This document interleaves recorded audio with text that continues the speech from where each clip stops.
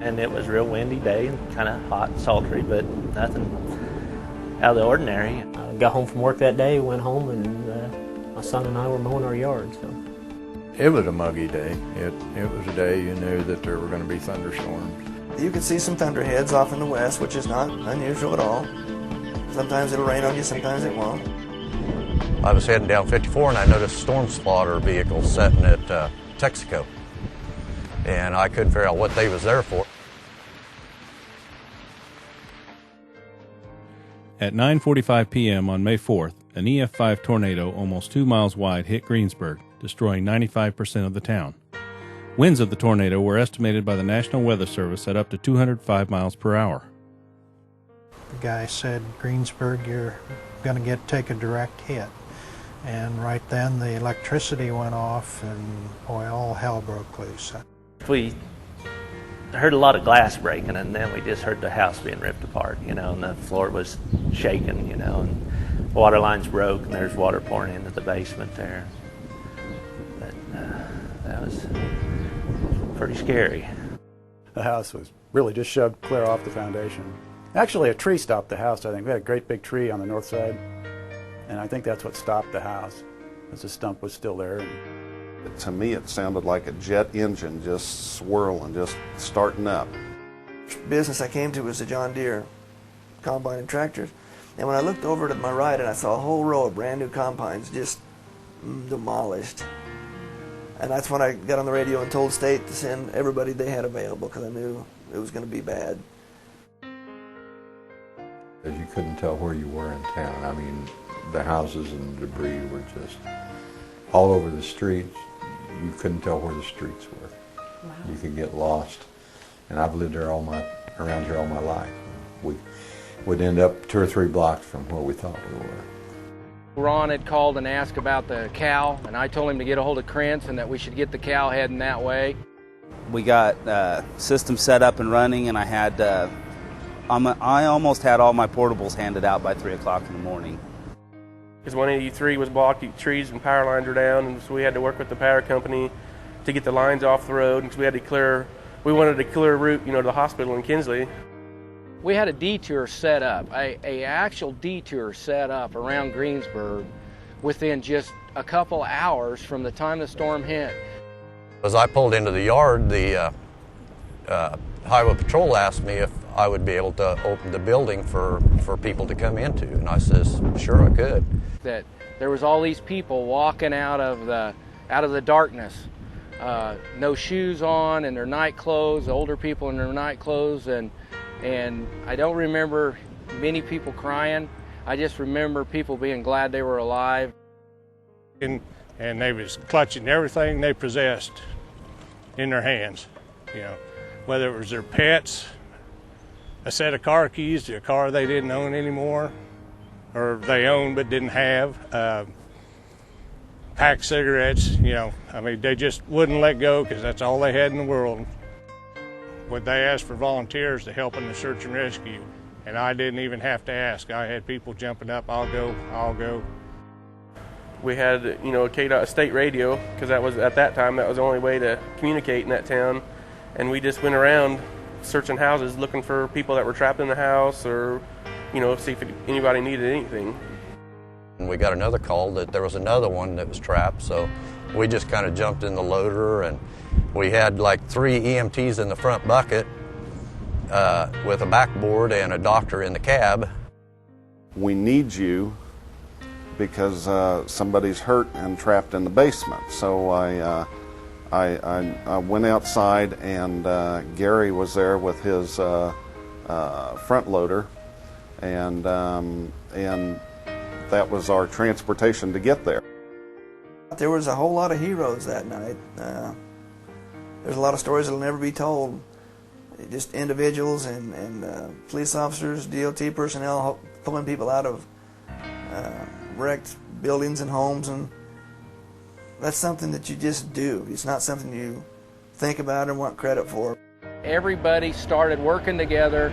It didn't matter where you was from. It was just a KDOT effort, a county effort, a city effort, and everybody just jumped in and started helping the people of Greensburg. KDOT, along with numerous city, county, state, and national organizations, plus hundreds of volunteers, went into action responding to the tragedy in Kiowa County. Once rescue operations were complete, the focus shifted to cleanup efforts in Greensburg.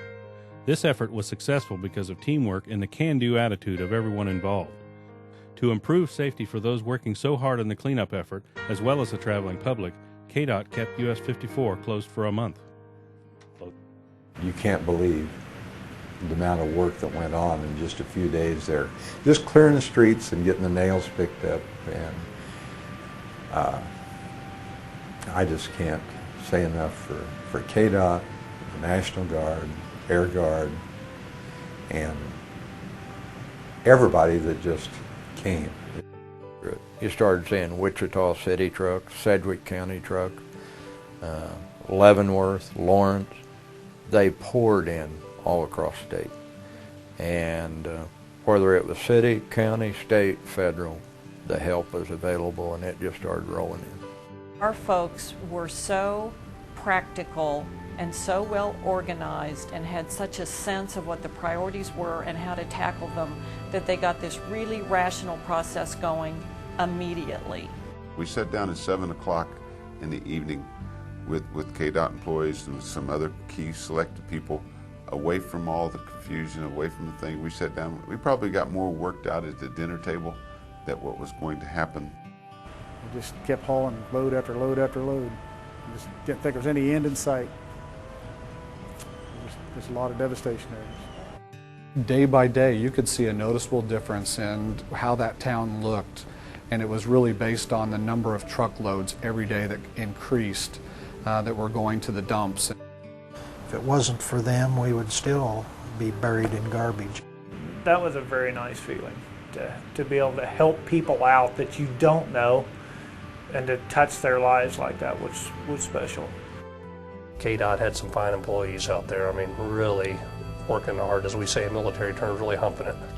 And they were working hard. Go through an event like this and you see the role of government in providing safety and generally improving the quality of life in our society. Because there's no one here that would complain or who would say that we shouldn't have an organized government response to a disaster. And KDOT was a vital part of that response. And they not only went in and did the right things, but they coordinated in a partnership way with the Guard, with the patrol, with local law enforcement, with other emergency workers, and they did it with compassion. It makes you proud to be a Kansan, somebody that lives in the Midwest, because I think really, I'm not sure that there's any disaster, man-made or natural, that we couldn't overcome as a state working together. You live your life and you go about your daily business, you don't realize how linked you are to everything and everybody, and they all come together to help, when you need it. That was more impressive than a storm, By July 13th, just 70 days after the tornado, 97% of the debris in Greensburg had been removed, a total of more than 41,000 loads of debris that could have filled 118 Olympic swimming pools. KDOT handled 41% of the loads, over 17,000 trips to the dump. Day in and day out, we do things to help people's qualities of life and help people live their lives better, and even in a situation like this, help people kind of pick up and help them get on with their lives, and certainly that's what we did in Greensburg. The biggest thing I want to say is a big thank you to all of the employees and to their families, because personal sacrifices were made here, and I want you to know, I know that. And I know you gave up your evenings, you gave up your weekends, you worked in an emotional situation that even if your families weren't affected, it was still hard on you. And furthermore, I want to say, I know we have employees, we have an office in Greensburg, we have people who lost homes, and our hearts were with you and are still with you, and I just want to say a big thank you to everybody. Greensburg residents are still recovering from this disaster, but they are also looking to the future. When you're in town and everything's torn up, it's kind of depressing. You can just feel it. It's depressing. As it's removed, people start to feel better, and as the debris is removed, people start to see the possibilities for what we can do. And we have some opportunities here in Greensburg. Hopefully within a couple of years, we'll be back, I hope, to at least where we were before, and a few years after that, bigger and better.